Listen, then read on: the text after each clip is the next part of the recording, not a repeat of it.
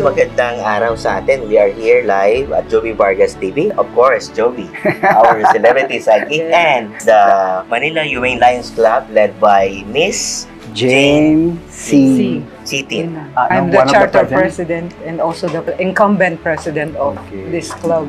Okay. Jane, tell us about this project. Yes. This project is called Pag-asa Project, no? Pag-asa, as you might already have guessed from the words pa lang na it's giving hope, di ba, to the people. This Pag-asa Project was funded by the Mission of Christ people from different part of the world. Meron silang German citizen, meron silang Canadian citizen, meron silang British, anywhere.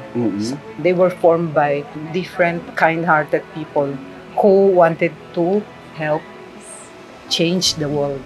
Paano ito nagsimula? Kasi po may isang member po kami last year. I told her na I wanted to help people who are in the rural areas or yung mga taong talagang barely nakakakuha ng tulong dahil hindi sila sikat, hindi sila popular. So, I asked this friend, where is this place? Tapos sabi niya sa akin, because I have a friend who volunteered there sometimes. Oh, kung gusto mo, I give you the contact of their principal. So that's how I get to know Miss Potter, yung principal nila. We contacted, we organized a charity drive. Nagbigay po sila ng wish list. Ito po yung kailangan ng mga bata, mga usual na mga school supplies. School supplies. Kasi nakita ko nga ang daming school supplies dito. In a brief summary, anong gusto nating ma-achieve dito sa Project Pag-asa? Ang gusto po nating iparating sa mas maraming tao, kalagayan ng mga estudyante dito. Na mahihira? Nagaling po sila actually sa orphanage. Kasi itong eskwelang pong to, they are catering to orphanage, no, to different orphanage. Doon po sila kumukuha ng mga naulilang bata para bigyan po ng edukasyon. From young age hanggang po sa high school. Toddler. Yeah, from toddler po siya. Yeah. So it's also, this is also a scholar, Walang scholar. Yeah. More of sponsorship? Yeah, sponsorship. Yung pag-aaral nila, more on sponsorship also. Yeah. Provide yun ng mga sponsor. Kung sino po yung pwedeng tumulong sa kanila. Pero itong project Pag-asa, kailan ba ito nagsimula? Matagal na rin po siya. More than 10 years na, as far as I know. But they only get help yung sa mga taong nasa paligid nila na nakakaalam sa Pag-asa Project. Marami po silang volunteers na teachers with different nationalities. Pero I think most of them are just really doing their part to help, no? Magbigay ng education sa mga bata. And then, yung mga nare-receive po nilang ilang donasyon, yun ang ginagamit nila para bumili ng mga kakailanganin, mga libro. For today's activity, ano yung gagawin natin? Magpapakain po kami ng bata. Meron po kaming hinanda dito, kung nakikita niyo po. Ayun. Tapos, yung mga school supplies po ng mga hiningi po nila sa amin. Bibigay niya. Yeah. Actually, speaking of pagkain, kung papansinin nyo, meron din ako itong nating feeding program, yung Joby Vargas TV.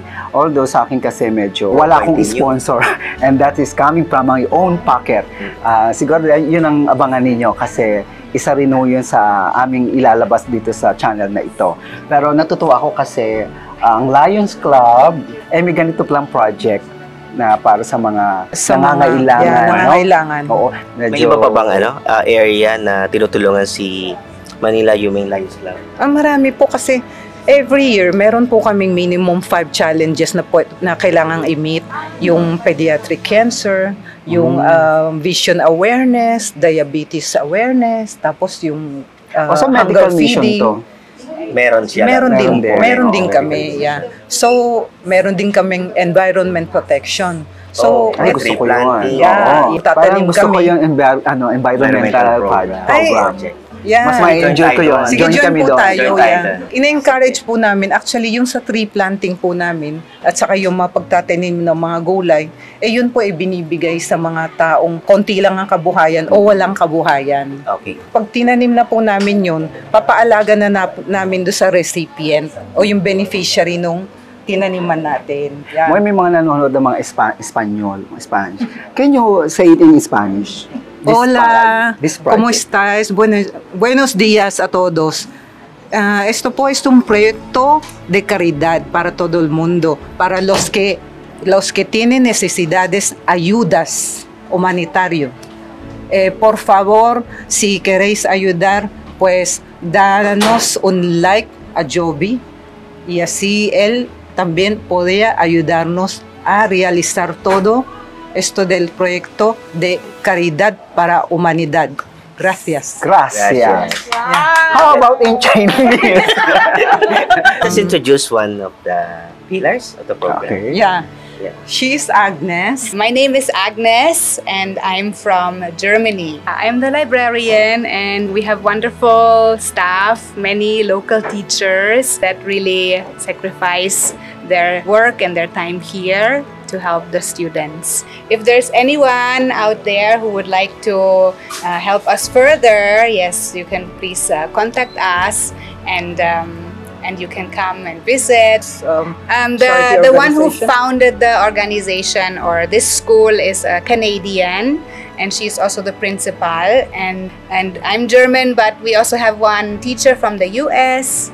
And then also we are open for more volunteer teachers from other countries too.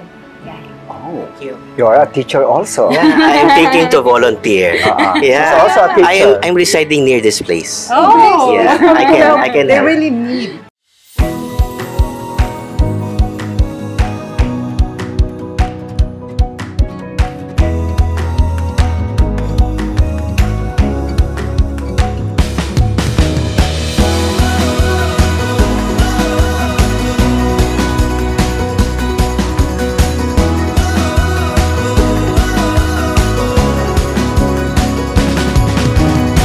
Let's extend a helping hand to these people here at Pag-asa. They are looking forward to adopt more orphans to give proper education to hopefully make a difference in the life of a person or a child. Kailangan ko pa ang lahat-lahat mula Luzon, Visayas, Mindanao makibahagi sa proyektong ito na talaga namang makakatulong para ho sa lahat, lalo-lalo na po ang mga kabataan doon sa mga mas nangangailangan ng tulong.